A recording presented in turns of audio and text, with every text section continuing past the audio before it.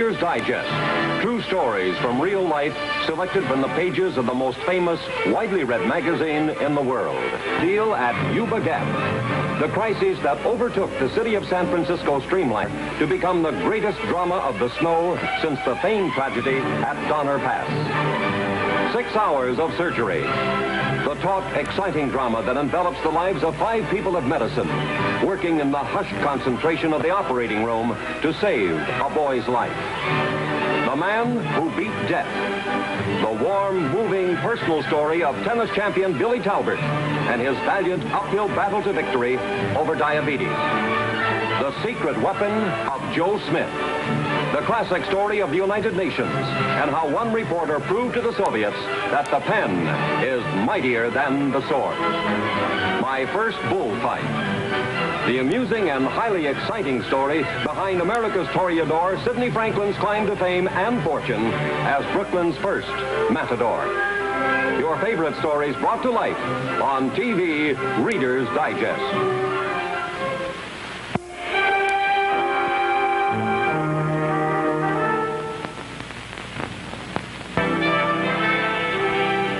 This is Los Angeles. Sometimes we call it the City of the Angels. Sometimes we call it a lot of other names. LA is like any metropolis. When you've got 5 million people wandering around, sooner or later someone's going to step out of line. When they do, they come here. The Hall of Justice is a handy place. Here you can be arrested, tried, and serve your time without ever leaving the building. That number you see is Nancy Drake. Believe it or not, she's a private eye. Right now, she's conducting an investigation on behalf of Ben and Ann Williams, indicted for grand theft money in violation of Section 487 PC, a felony. Oh, good morning, Miss Drake. Good morning. What can I do for you today? Could I see the evidence on 17863, please? The People versus Ann and Ben Williams. I'm sorry, I can't do that. You can't withhold evidence. Orders from the DA's office. Who's prosecuting? I am. Oh, hello, O'Brien. Now, don't tell me the private eye full is working on the Williams case. What's the idea of putting an iron curtain on the evidence?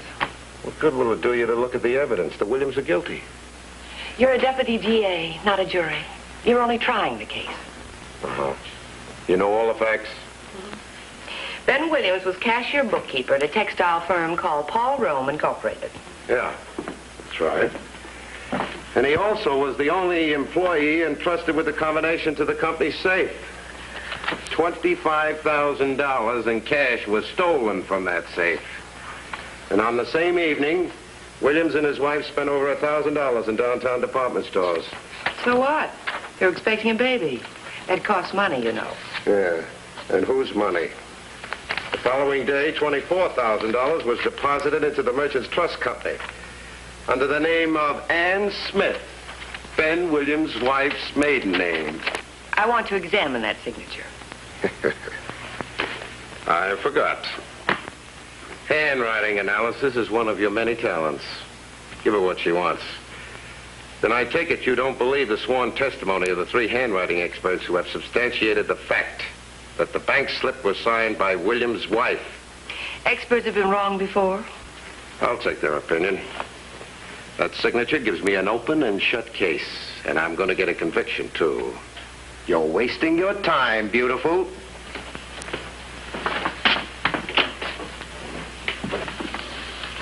Here's what you wanted, Miss Drake. Thank you.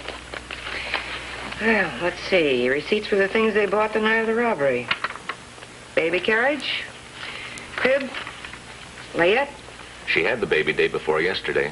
Premature. Yes, I know. In the prison ward at the county hospital. Great way to start life, isn't it? Ah, here's the deposit slip. Ann Smith, no address, $24,000. The teller's initials. Say, the teller could identify the woman who signed this. Well, that's what makes it so tough. The teller was killed in an automobile accident. Oh. Would you make a photostat of this, please? I'll have it for you in a minute. Oh, that'll be $1. $1? Inflation in the county clerk's office? Got to keep up with the times. $1. Well, here. Better be a sharp print. As soon as she got back to the office with the photostat, her assistant, Jean Horton, went to work on it. There was no doubt about it. John O'Brien had a strong case. Nancy had to prove conclusively that Ben Williams' wife did not sign that deposit slip. Well, that's the last one. I'm ready. Thanks.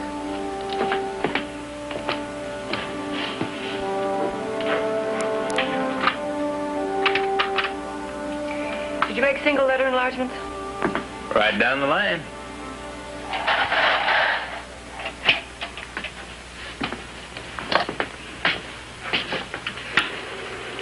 The signature on the top is from the deposit slip. Pretty similar. You sure the one on the bottom is Mrs. Ben Williams' signature? Mr. Driscoll sent it over while you were out. He said it was fairly recent. Have you got the same thing with just the first names? No, but I can give you single slides, one after the other. Good. This is the deposit signature. And this one is Mrs. Williams. Now go back to the other. Well, so far, the only difference is that this is a little shakier than Mrs. Williams. Well, wouldn't that be normal for a person depositing stolen money? Yes, could be caused by age, sickness, a lot of things. Let me see the blow-ups. This'll be just the first letter. They'll be in the same order. Wait a minute. Hold it. Got a pencil? Here. You see, Jean? Heartbeat marks. Perfectly normal. She was under no strain when she wrote this. Let me see the other slide.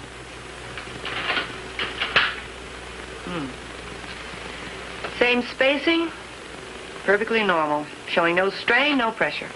Will you tell me how any woman can walk into a bank, deposit that much money, forget to fill out the address and the amount, and not be under some strain? Whoever deposited this had never done it before in her life. If she'd been under a strain or had a guilty conscience, these heartbeat marks would have been much closer. Now, point number 2. Let me see Mrs. Williams' slide. First, this part is open. Then the A continues into the letter N. Flip it back, please. This part is closed. She made the letter A first, stopped, then started the letter N. Either she was using a strange pen or had run out of ink, because you can barely see the beginning of the letter N. That's all I need. I've never seen Ann Williams. I'm sure she's not a day over 35. On the other hand, the woman who signed that deposit slip has to be in her 60s. Because it was shaky. No, my mother's nearly 70 and her handwriting isn't shaky. Well, then, what's the point? But we were taught the Palmer method. Smooth, flowing lines. One letter into the other. Years ago, they weren't taught that. When they started the capital letter, they'd stop and start all over again. Well, what about the opening at the top of the letter A? Ah, youth is careless, age precise. What about the other experts? You said they'll testify that Mrs. Williams did sign it. I was hired by Mr. Driscoll to get the facts and present them on the witness stand. If I can't convince the jury that I'm right, then I'd better get another business. Gee, you've got a lot at stake, too. Yeah, my reputation. This won't do your reputation any harm. It's from the chief of police up in Portland thanking you for the wonderful job you did on that kidnapping case. This is a testimonial if I've ever read one. Well, it's almost time for lunch. Did you see this one from Youngblood and Ryan? New York attorneys. They want me to come back east next month and do some investigating for them. Yeah, and what a retainer they're offering. Anything else? Yes, there was an invitation to attend an Army reunion dinner at the Statler, your old OSS outfit. Oh, how nice. Well, time for lunch. It is? Yes. Are you doing anything? Oh, it's sweet of you to ask me. You'll go? I'm sorry, Jean, but I have to meet Charlie Driscoll. Well, how about dinner then? Did I just give you a raise? No. Well, you better wait till I can afford one. Then we'll make a night of it.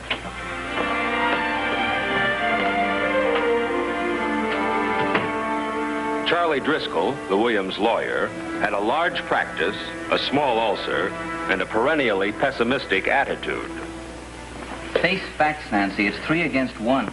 I don't care what the other handwriting experts say. Mrs. Ben Williams did not sign that deposit slip. Well, who's the jury going to believe, you or the police? If you're so willing to throw in the sponge, why did you hire me? Nancy, please. Charles, please answer my question. Well... Or would you rather I'd quit now and save you in the embarrassment? No, you can't do that. I need your help. Well, you've got it. Well, you know O'Brien. He's got political ambitions and a pat case. He'll stop at nothing to get a conviction. The burden of proof is on him, not on you. How will that stop him when there's no other possible suspects? Charles, why did you take this case? Oh, I take lots of cases like this. You know, poor people, in trouble, no money. The Williams are like that. They're a nice couple. I thought I could help them. And you can. I want to see Ben Williams. Well, what good will that do? Well, he might give me some inspiration. You certainly don't. Waiter, give me the check. Thank you.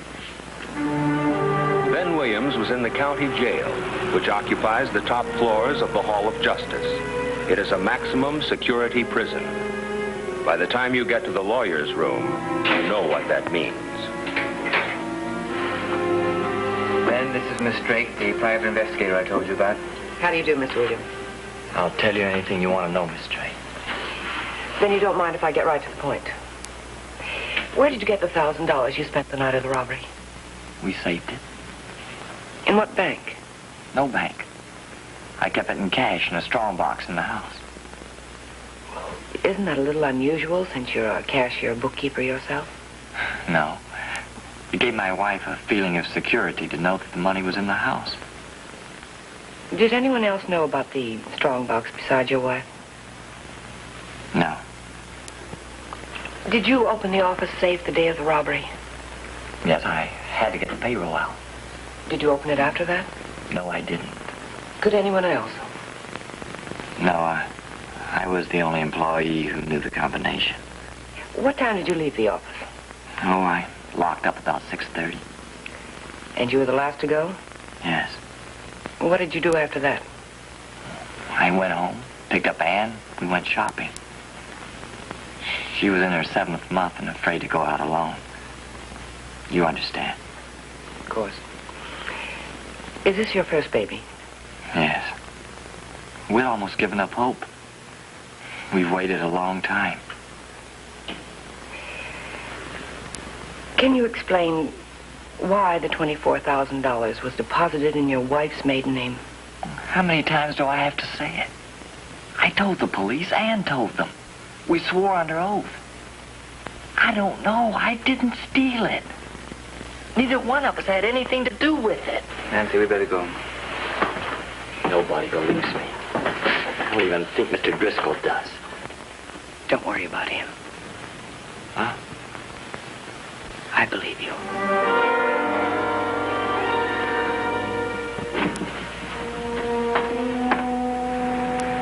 Having a baby is a joyous time in a woman's life. But there was no joy in Ward 5000 at the county hospital where Ann Williams was confined. What are we going to do? Who's going to take care of the baby when they send us to prison? But you haven't been sentenced to prison. It's only a matter of time.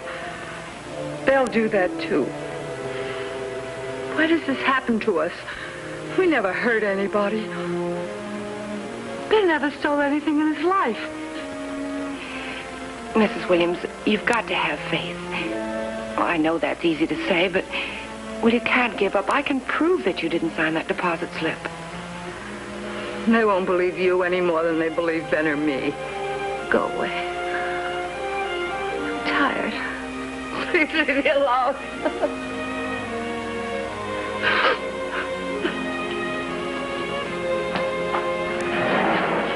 You all right, Nancy?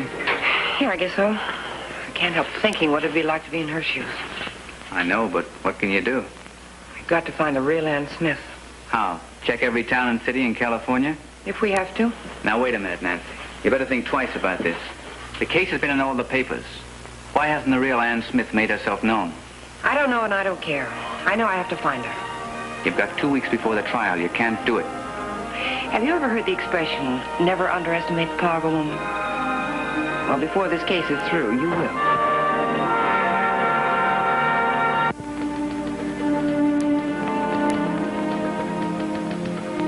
The needle in the haystack had nothing on the search for Ann Smith. After 10 days, using telephone books and city directories, Nancy had learned one thing. Nothing.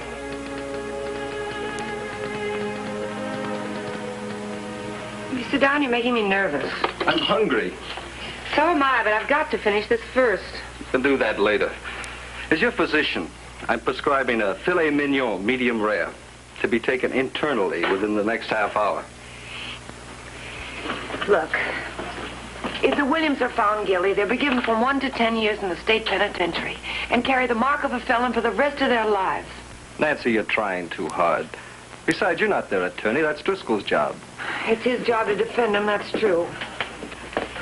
But he hasn't any case unless I find the real Ann Smith. You're usually more clinical than a pathologist when you work on a case. I think you're letting your sympathies run away with you. But it isn't sympathy. It's plain fact. The woman who signed that deposit slip was much older than Ann Williams, or she might have had a handicap. Handicap? Well, she might have been ill at the time. Mind you, I know nothing about your work, Nancy. I'm only a doctor. But if I had to find the person you're describing, first place I'd look would be the hospitals. I don't tell you how to treat your patients, do I? Now, why didn't I think of that? Because you're trying to work on an empty stomach. Here, start calling. You can use that phone. I told you I was hungry. Oh, come on.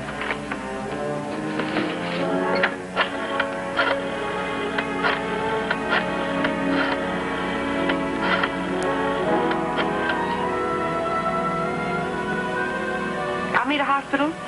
Do you have anyone registered there under the name of Ann Smith? Come on, you start with the M's and I'll take it to the L's. Thank you.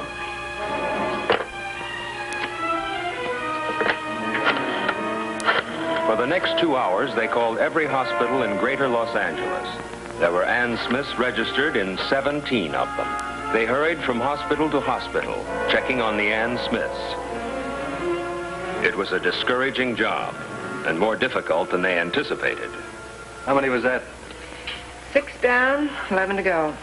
You know, when I suggested this notion to you, I had no idea you were going to involve me in it. I'm a doctor, not a detective. Stop complaining. The next number is number 7, my lucky number. That's bound to be the one we're looking for. 7 may be a lucky number, but not this time. Ann Smith number 8 was registered at St. Vincent's Hospital. Ann Smith is dead. She died just 2 hours ago. I'm very sorry.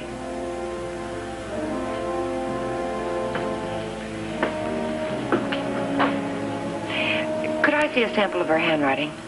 There isn't any. Didn't she sign the register? She'd been in a terrible automobile accident. She'd lost both her arms. Thank you for your trouble. It was late. That was the last call they could make that night, and 9 more Ann Smiths to go. Tomorrow would do.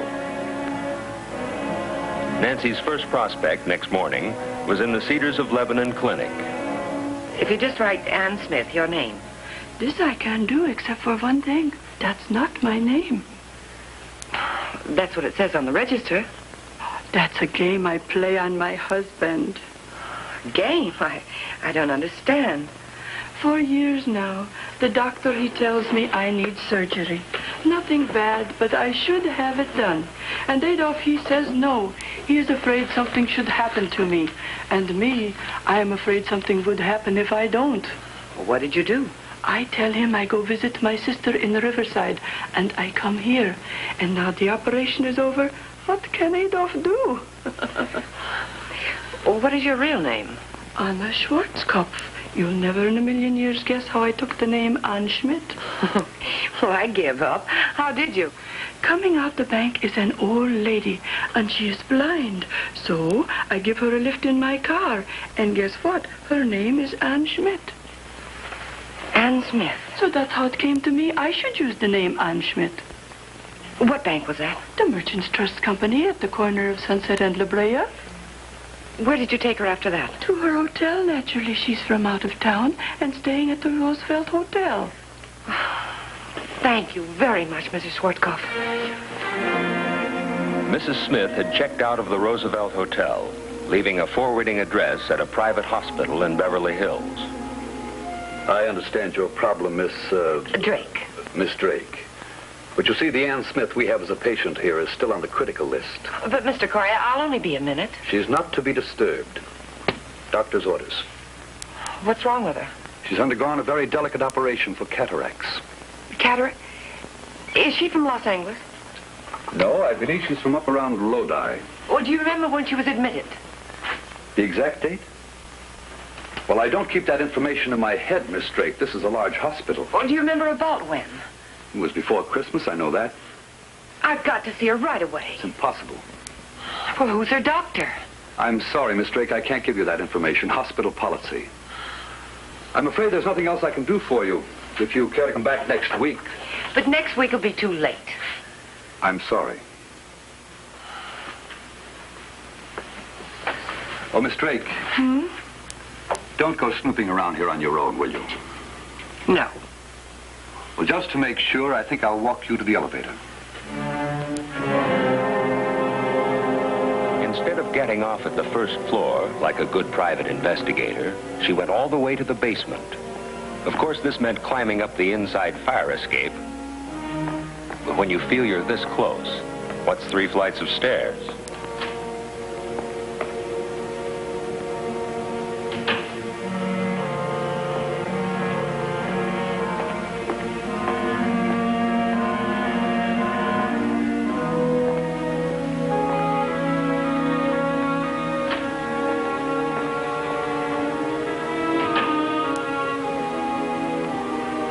Well, then you understand why I have to know. I think so. You see, for many years now, I go blind. Cataracts, the doctors say. And I should have come to the hospital for operation. Well, why didn't you come before? Oh, I couldn't leave my husband. You see, in Lodi, we've got big vineyard, much work. And I must help him. I understand. Last November, my husband, Mr. Smith, he passed away, and the doctor, he said, now is the time you go to Los Angeles. Maybe the doctor, he could save your eyes. And I go to the bank, I draw out all the money, $25,000. But why so much? Well, I don't know how much it's going to cost. But I get afraid, and I take a taxi from the station. And I say to the taxi man, you find me a good bank. And I go in and I put the money in the bank and I take $1,000. Why didn't you put your address on the deposit slip? The man, he no asked me. I don't know. I never put the money in the bank. Papa, he's always do that. And you say you've never heard of Mr. Williams or his wife? Well, I can read now. And the doctor, he no let me hear radio. But you can still write?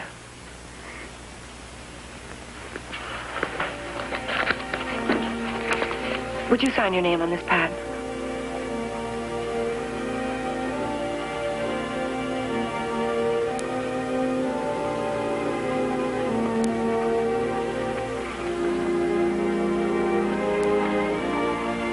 I help you, yes? Help? Why, it would take me all day to thank you. I'll be around tomorrow to let you know what happens. That is, if I can get by your superintendent. Oh, visiting nurse. Bye, Mrs. Smith. Where have you been to get a glow like that? Over at the Hall of Justice, watching Mr. O'Brien eat a double helping of crow. Huh? The Williams are free and clear of all charges. Gee, that's wonderful. And do you know who the police picked up for the robbery? Who? Mr. Paul Rome, Ben Williams' boss. He was the one with his hand in the till. He thought his insurance company would reimburse his firm. That way he could have his cake and eat it, too. Oh, this calls for a celebration. It's lunchtime, and I was kind of wondering if... when do you think I can have that raise? On this unanswered query, The case of the uncertain hand was closed. Be sure and watch for your favorite Reader's Digest story. Vividly brought to life on TV, Reader's Digest. Direct from the pages of the magazine read by over 40 million people throughout the world. Stories created and approved by families everywhere.